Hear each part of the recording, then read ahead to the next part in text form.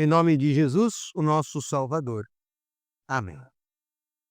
Durante toda a narrativa bíblica, nós vemos como o pecado e a maldade humana nos afastam de Deus. Quando Adão e Eva caíram em pecado, trouxeram consequências junto com esse pecado. Trouxeram tristeza, dor, enfermidades, cansaço e, por fim, a morte. Diz o apóstolo Paulo: o salário do pecado é a morte. No texto do Evangelho de João, no capítulo 16, que nós acabamos de ouvir, Jesus fala sobre tristeza. Ele diz aos seus discípulos: vocês vão chorar e ficar tristes. E em contraste a essa tristeza dos discípulos, ele diz que o mundo se alegrará. João 16 está no contexto da sua eminente morte e ressurreição. Jesus permaneceria 3 dias na sepultura. Esse é o período que Jesus diz: vocês não vão me ver por um tempo, depois vocês me verão novamente. Obviamente, os discípulos estavam confusos, não sabiam o que Jesus estava querendo dizer. Tudo era confuso para eles naquele momento, porque eles tinham um entendimento limitado sobre as palavras de Jesus. Mas Jesus faz uma promessa: vocês não vão ficar sozinhos. Eu enviarei um Consolador, o Espírito da verdade, que os guiará na verdade. E esse Consolador, esse Espírito da verdade, revelará então aos discípulos tudo sobre Jesus. Revelará as verdades através das quais Jesus conduziria todo o seu ministério, também através da pregação dos apóstolos. No texto do Evangelho que nós acabamos de ouvir, Jesus fala: daqui a pouco vocês não vão me ver, mas depois me verão novamente. Vocês ficarão tristes, mas depois essa tristeza será transformada em alegria. Os discípulos, confusos, não estavam entendendo nada o que ele estava querendo dizer.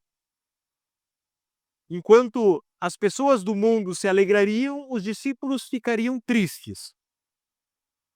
Jesus está aqui mencionando justamente esse período de 3 dias que ele permaneceria na sepultura. E depois desse período de tristeza, essa tristeza então seria transformada em alegria quando eles veriam novamente o seu mestre ressuscitado.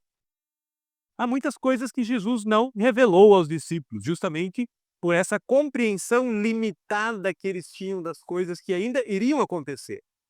O próprio apóstolo Pedro, quando ouviu Jesus dizer que era necessário que o Filho do Homem passasse pelo sofrimento, pela morte, tentou persuadir Jesus dizendo: não vá por esse caminho, você não precisa passar pela morte.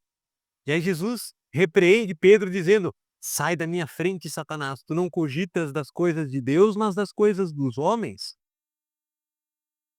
Essa compreensão limitada dos discípulos é temporária.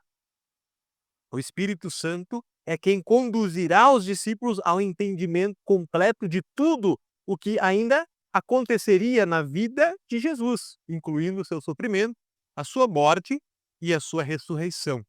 Diz Jesus que ele os guiará em toda a verdade. E o Pentecostes, que nós vamos celebrar daqui a alguns dias, é a prova real disso. Quando os discípulos receberam o Espírito Santo, saíram às ruas então para falar sobre Cristo, para explicar todas as suas palavras e os acontecimentos na vida dele. Talvez para os discípulos, naqueles 3 dias que Jesus permaneceu na sepultura, a ausência física de Cristo tenha dado a eles a impressão de que eles estavam em desvantagem. Nós também, muitas vezes, de forma equivocada, pensamos que a ausência física de Cristo nos deixa em desvantagem, porque o mundo pede provas da existência de Deus, da existência de Cristo e da sua ajuda. E nós também temos uma compreensão limitada, não sabemos explicar, não sabemos testemunhar aquilo que ele fez e continua a fazer por nós diariamente. E o mundo pede provas visíveis do cuidado e do amor de Deus. E o pensamento de muitas pessoas, inclusive de alguns cristãos, é que se Deus existe, se ele está auxiliando os seus filhos, O cristão não pode sofrer, o cristão não pode passar pelo luto, não pode passar por enfermidades, não pode ser pobre. E isso é o fruto de uma falsa compreensão do que é o Evangelho. Para muitos, o Evangelho é a procura por glórias e riquezas terrenas. Para outros, é a busca de bem-estar físico, de libertação da opressão de governos seculares. E nessa onda, surgem então os aproveitadores, os que mercantilizam a fé, a transformam em um produto que pode ser trocado por dinheiro, onde os esforços humanos serão o ponto de partida para uma vida de propósito com Deus. E essas ideias equivocadas a respeito do que é realmente o Evangelho levam muitas pessoas à perdição, a confiar em si mesmas ou a confiar em outros homens em suas vidas para a sua salvação. Em momento algum, Jesus disse que a vida do cristão seria um mar de rosas, alegria plena, riquezas. Aqui no texto do Evangelho de João, no capítulo 16, ele diz: vocês vão chorar, vocês vão ficar tristes, mas essa tristeza se transformará em alegria. Jesus promete voltar depois de ressuscitado e transformar a tristeza dos discípulos em alegria.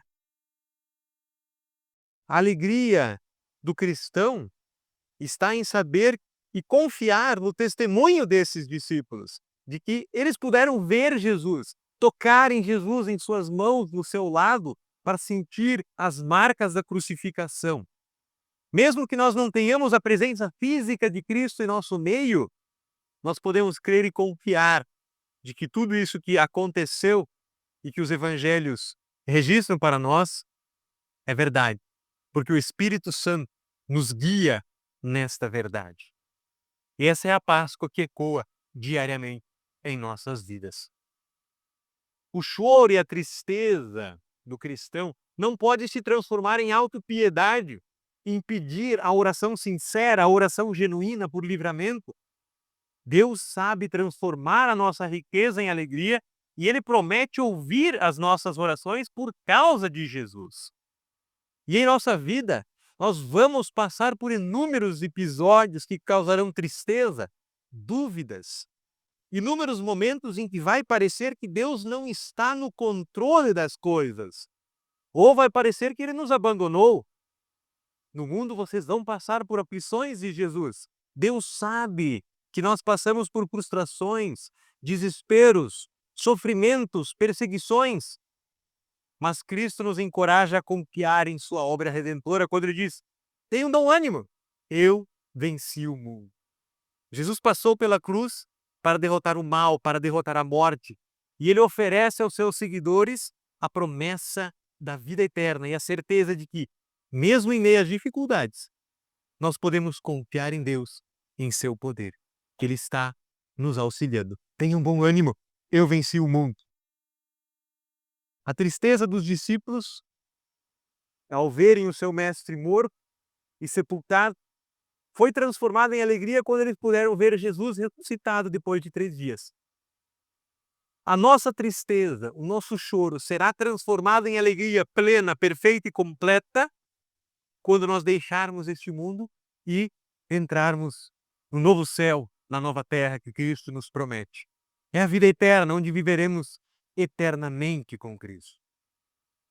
E quando Jesus promete esse novo céu e essa nova terra, Ele não diz que vai aniquilar tudo, todo o mundo e toda a criação. Ele diz que vai transformar.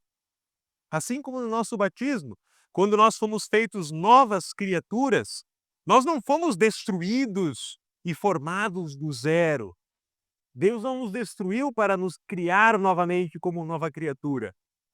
Ele afogou o nosso velho homem em nós através das águas do batismo e nos fez renascer junto com Cristo na sua ressurreição como novas criaturas. Deus transformará a terra, fará tudo santo e essa terra estará fora de perigo de qualquer queda. Esse corpo também no qual habita a nossa alma não será aniquilado na nossa morte. Ele será o nosso corpo renovado no dia da volta de Cristo. na ressurreição dos mortos. Os novos céus, a nova terra que hei de fazer, diz Deus, estarão diante de mim. E diz o apóstolo Pedro, nesse sentido, segundo a sua promessa, esperamos novos céus e nova terra, nos quais habita a justiça. A vida eterna é o lugar onde Deus enxugará toda lágrima, onde a morte não existirá mais, nem pranto, nem dor.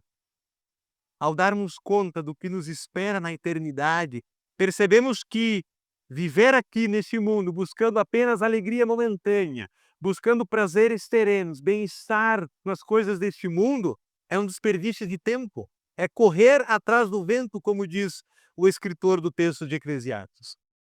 E para confirmar em nós essa certeza, Deus nos deu o testemunho do apóstolo João e disse para ele: escreve, essas palavras são fiéis e verdadeiras.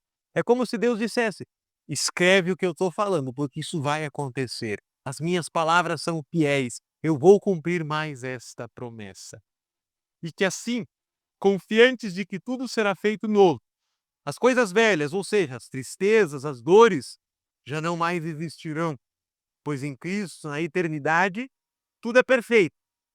Busquemos viver já aqui, nesta vida, ao lado de Deus, sendo felizes com o pouco que temos, mas sempre olhando para frente, para o que nos aguarda no futuro, tendo a certeza de que o Espírito Santo nos ilumina e conduz à verdadeira felicidade ao lado de Deus, o Todo-Poderoso, Criador de todas as coisas e que ama a todos, sem distinção.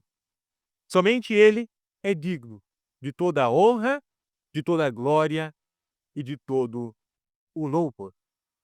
Que o Espírito Santo que habita em nosso coração desde o nosso batismo nos conduza nesta verdade, que Deus vai criar um novo céu e uma nova terra, onde habitará a justiça, onde não haverá choro nem tristeza, e viveremos eternamente na presença de Deus e seremos o seu povo. Abba.